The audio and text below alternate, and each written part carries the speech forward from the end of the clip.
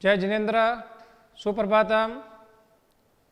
Varthaman e learning class में आपका एक बार फिर से स्वागत है। आज इस वीडियो के माध्यम से हम लोग हमारा सप्तम पाठ, जिसका शीर्षक है लोकहितमम करणीयम पाठ, उसको आज हम पढ़ने जा रहे हैं।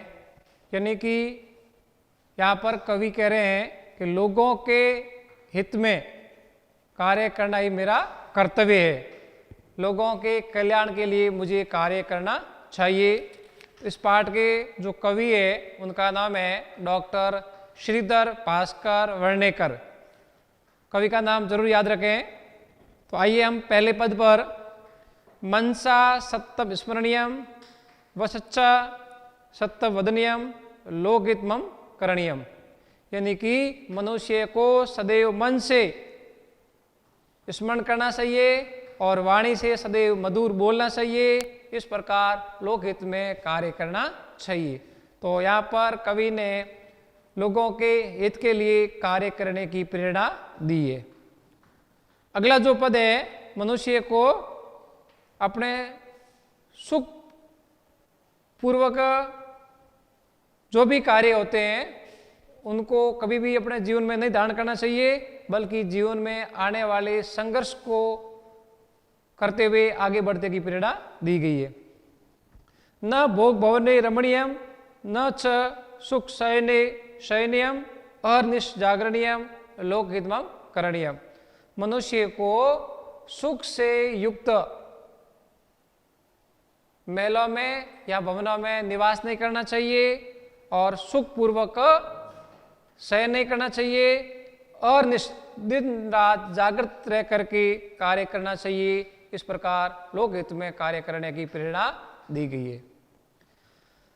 अगला पद है न जातु दुखम गणनीयम न च निजशौक्य मननीयम कार्य क्षेत्रे तरणीयम लोकहितमम करणीयम, यानी कि मनुष्य को अपने दुखों को नहीं गिनना चाहिए और नहीं अपने सुख पर मनन करना चाहिए।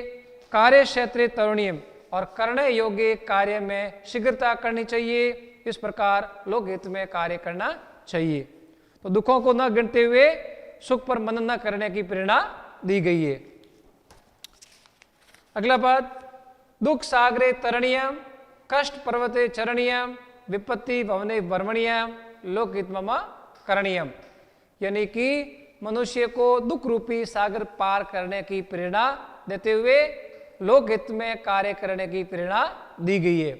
तो मनुष्य को दुख रूपी सागर को पार करना चाहिए, कष्ट से भरे हुए पर्वत में विचरण करना चाहिए, विपत्ति से घिरे हुए वन में भ्रमण करना चाहिए। इस प्रकार लोकहित में कार्य करने की प्रेरणा दी गई है। अगला पद है गहन अरण्ये घना अंधकारे बंधु जना ये स्थिता तत्र मया संचरणीयम लोकहितमम करणीयम।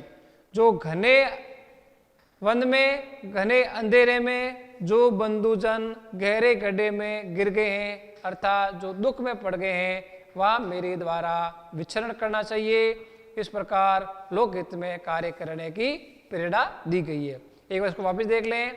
घने गहन अरण्य घना अंधकारे, तो गहन धन अरण्य दीर्घ संधि है, घन धन अंधकारे इसमें भी दीर्घ संधि है। तो घने अंधेरे में और घने वनों में जो बंधुजन गहरे गड्ढे में गिर गए हैं अर्थात दुख में गिर गए हैं, तत्र मया संचरणीयम, वह मेरे द्वारा विचरण करना चाहिए। इस प्रकार लोकहित में कार्य करने की प्रेरणा दी गई है। तो पहले पद के अंदर व्याकरणात्मक टिप्पणी देख लें आप। जब व्याकरणात्मक टिप्पणी करेंगे, मनसा और वत्सा में तृतीय विभक्ति है, एक वचन। स्मरणीय स्मृति धातु है, अन्य प्रत्यय का प्रयोग है। वदनीय वद धातु है, अन्य प्रत्यय का प्रयोग है। करणीयम कृ धातु है, अन्य प्रत्यय का प्रयोग है। मम अस्म शब्द है, षष्ठी विभक्ति है, एक वचन है। लोकहितम लोकस्य हितम षष्ठी तत्पुरुष समास है। तो ये इसकी पहले पद की व्याकरण टिप्पणी आपके हो जाएगी। दूसरा पद है भोग भवने, तो भोग भवने में सप्तमी विभक्ति है, भोग भवन शब्द है और सप्तमी विभक्ति एक वचन है। रमणीयम रम धातु है, अन्य प्रत्यय का प्रयोग है। फिर अहर्निशम अहन छ निशा छ द्वंद्व समास का प्रयोग है। जागरणीयम जागृत धातु है अनियर प्रत्यय और करणीय में कृत धातु है अनियर प्रत्यय का प्रयोग है।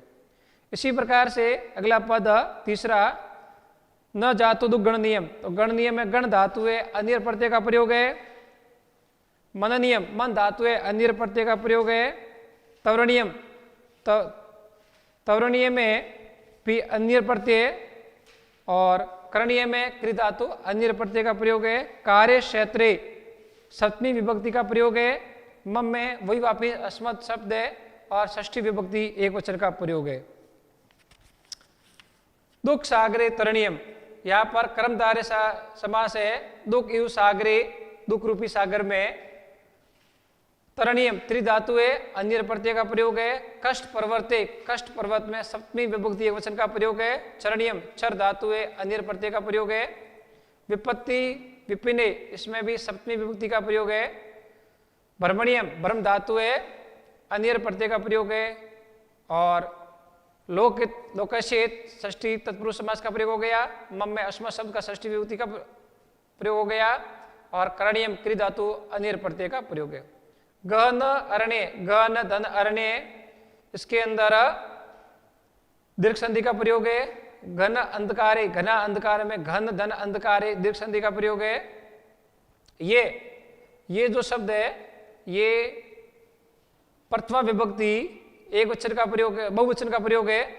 यह शब्द है तत्र अवयव का प्रयोग हो गया। मया अस्मत् शब्द है तृतीया विभक्ति एक वचन का प्रयोग है। संचरणीयम सम उपसर्ग है छर धातु है अनियर प्रत्यय का प्रयोग है।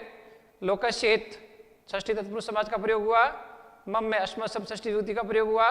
करणीय में कृत धातु अनियर प्रत्यय का प्रयोग हुआ। तो ये अंतिम पद में व्याकरण थी।